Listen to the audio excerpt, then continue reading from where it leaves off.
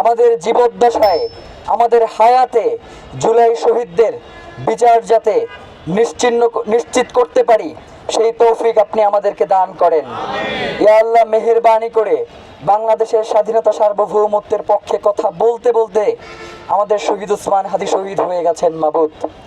বাংলাদেশের স্বাধীনতা সার্বভৌমত্বের জন্য যার দিলটা সবসময় পেরেশান থাকতো কখন কি হয়ে যায়, মামুদ বাংলাদেশের মানুষের পক্ষে যখন কেউ কথা বলতো না, তখন তিনি বাংলাদেশের মানুষের কণ্ঠস্বর হয়ে উঠেছিলেন মাবুদ। আজকে আমাদের পক্ষে কথা বলবার মতো কেউ নাই মাবুদ। ইয়া আল্লাহ, মেহেরবানি করে আপনি শহীদ ওসমান হাদির শাহাদাতকে কবুল করে দেন।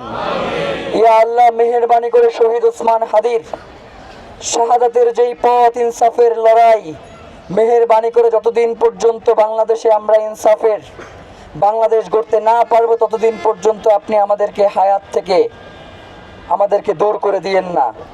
ইয়া আল্লাহ, মেহেরবানি করে, ইয়া আল্লাহ, মেহেরবানি করে আমরা যারা হাত তুলেছি, আমাদের অনেকের বাবা মা নাই মাবুদ, আমরা এই জুলাই আমাদের অনেক ভাই বোনকে হারিয়েছি।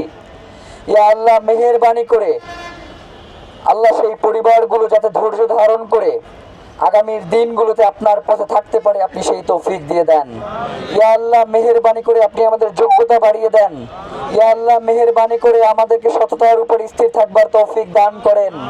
ইয়া আল্লাহ, মেহেরবানি করে দুনিয়াবি কোনো ক্ষমতা, শুধুমাত্র ক্ষমতার জন্য কোনো ক্ষমতা যাতে কোনোদিন আমাদেরকে স্পর্শ না করে, ইয়া আল্লাহ মেহেরবানি করে আপনি আমাদেরকে সেই তৌফিক দান।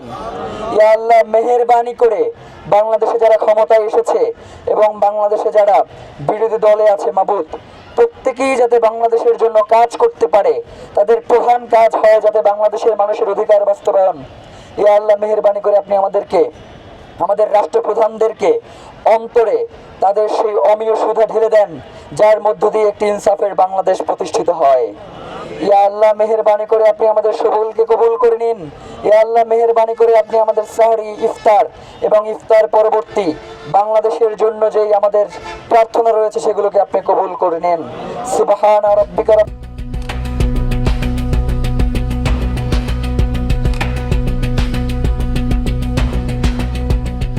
দিনাজপুর টিভি, মানুষের জীবনের কথা বলে।